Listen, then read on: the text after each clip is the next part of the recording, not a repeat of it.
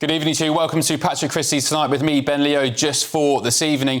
I'm going to share with you now a GBNews exclusive. We've obtained a recording that lays bare the fractious relationship between French officials and British Border Force on the front line of the small boats crisis on the English Channel. It was recorded on a very busy day of crossings on Sunday morning. Do you prepare your sea boats as we have no support and we have significant overloading on this migrant vessel? Over. Yes, we will launch in our rescue boat. And can you get the life jacket of the mate, please? Dear Nick, it's okay for life boat. And can you get our life jacket back, please? Mick volunteer, that's understood. We'll give you your life jackets back. Can you please send your sea boats to assist? Over. It's okay. So, just to clarify, British Border Force radio the French asking for help with a dangerously overcrowded migrant vessel in the Channel, and it seems, in my opinion, just from listening to that audio, that the French's biggest concern is getting their life jackets back. Why? Why are they more so concerned about getting life jackets back that we know they give to migrants, it was revealed weeks and weeks ago, than dealing with the actual problem of strange men from faraway lands crossing the English Channel into Great Britain? Just a few weeks ago, Home Secretary Yvette Cooper was trumpeting a massive diplomatic breakthrough with the French.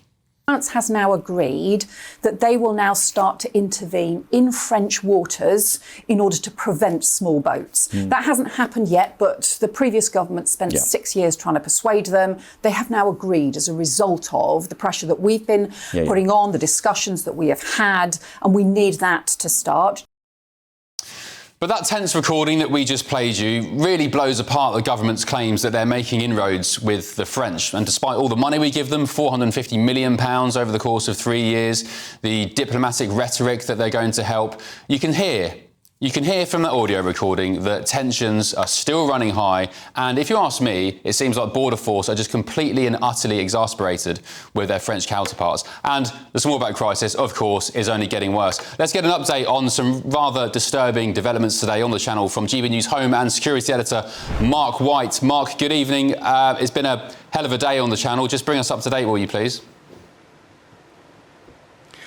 Well, we knew it was going to be a busy day. We are basically experiencing a series of what they call red days, which means effectively the conditions are flat calm and the migrant boats are likely to come across the Channel. And that's exactly what happened. Our sources suggested we could get up to 900 small boats crossing today. And sure enough, we just got the final Border Force vessel coming into Dover Harbour at 9 o'clock this evening, and that took the tally to 880 small boat migrants for the day, so just shy of that 900 prediction. 14, we believe, perhaps even 15 small boats made the crossing today.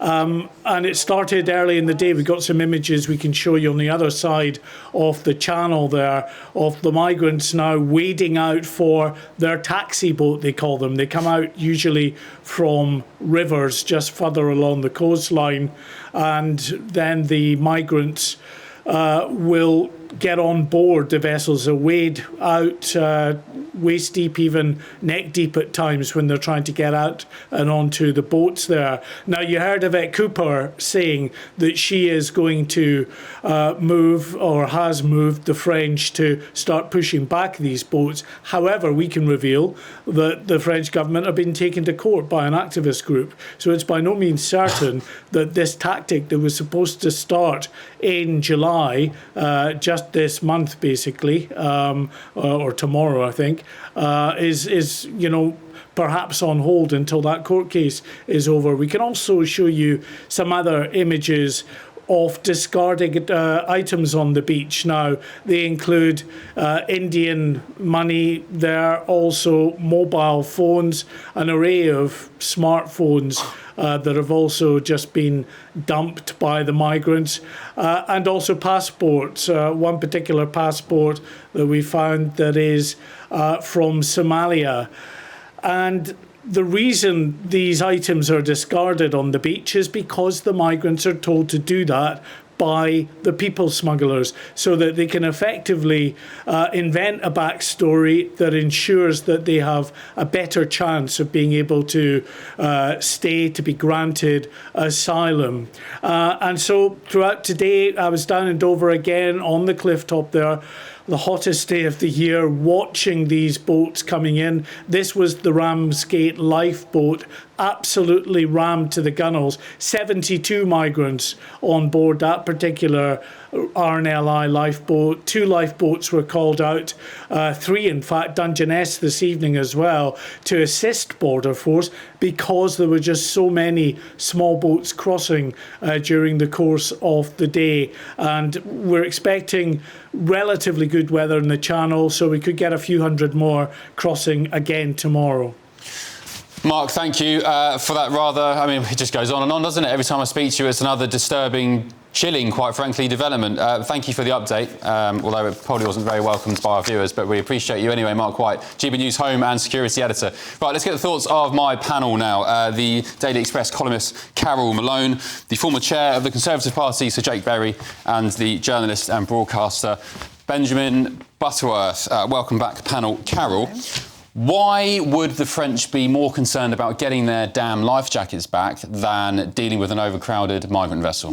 Because they're taking us for mugs, and we are being mugs to them. You know, in the last 10 years, we've spent the thick end of £1 billion. We've given that to France to help stop the boats and to help deal with the migrant problem. And they're not doing it. 480 million on the latest deal, and they're just taking the mickey out of us. And it's just, you know, it just seems beyond me. You know, 1,000 on Sunday, 900 today, 14 boats today, and they even call it their taxi boat. And then, and you know, then you have the Border Force taking them on board as well. And it's just,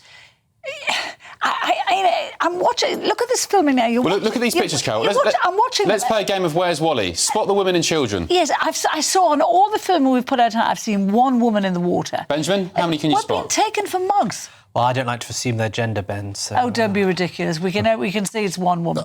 But, you know, we've got to stop depending on France to secure our borders. We have to do that ourselves. And to do that, we have to stop giving them the incentives to come here. We have to stop the benefits, stop the houses. All those people on those boats today have to have somewhere to live in the next few months. So it's going to be a hotel, it's going to be a flat, it's going to be a room in someone's house. And people in this country who are living on the streets don't get the luxury of that. It's just not fair. Benjamin, what's your thoughts on this? Well, there's no doubt that it's alarming and that it's wrong. But the question is how you resolve it. And anybody who says the answer to that does not involve France, does not involve working with European countries, is mistaken. Because but they don't want the problem to end. Well, they do want the problem to end. They just don't want it to be there. In France. Yeah, they don't care if it comes to Britain. They don't care. They despise us. But I'm afraid you have to work with them because they are the other essential partner in solving this. And so that's why it's so important. And that's why I think the Labour government is pursuing a one-in, one-out policy. Which is ludicrous. Which would say that people who come here with absolutely no claim to asylum would be sent back to France, and people with a legitimate claim, such as a relative who lives in the UK, will get a claim here. Now, that would do miracles to clear the backlog of hotels and housing bills. Do you honestly believe Labour are going to send people back to France? Do you seriously believe that? Well, yes, they've proposed that idea. Is that before or after they smashed the gangs? I mean, this country is being invaded. It is a slow-motion invasion of men who we know nothing about come into this country. I know that's pejorative language. I know people say you shouldn't use that sort of language. We are subject to invasion. 80 years ago, a few plucky Brits could stop the entire Nazi army crossing the Channel to invade our country. Now, we can't stop a few dinghies. It is an absolute disgrace. And the French are taking us, as Carol says, as mugs. They've had £500 million almost to stop this. In 10 years. £1 billion in 10 years, £500 million since the general election to stop this.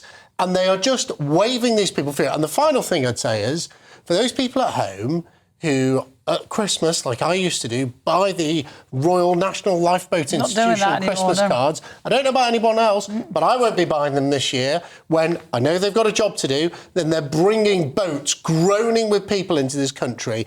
The government's got no plan to stop this. This is seriously dangerous for our country, seriously dangerous for society. It has to stop. Can I just say, sorry, are you suggesting that a dinghy midway across the channel that is in crisis, that the RNLI should not save those people? All I'm suggesting is people have a choice about whether they support them. I'm not going to support a charity that is facilitating bringing people into the UK, is facilitating this invasion. I think Britain is better than that, and the RNLI is better than that. Well, OK, well, you keep buying the The sea today was flat calm. They didn't have to do it. And the fool Starmer said at the G7, you know, he was boasting that we are leading the world in tackling illegal immigration. What planet is he living on? It's up 45%. We're the laughing stock of the world in terms of our immigration. You know, Denmark sorted their problem by... They cut immigration by 90% in a year. And what they did was they took all the money off them when they came. They said if your asylum... They gave them benefits for a couple of months. They said if your asylum claim fails,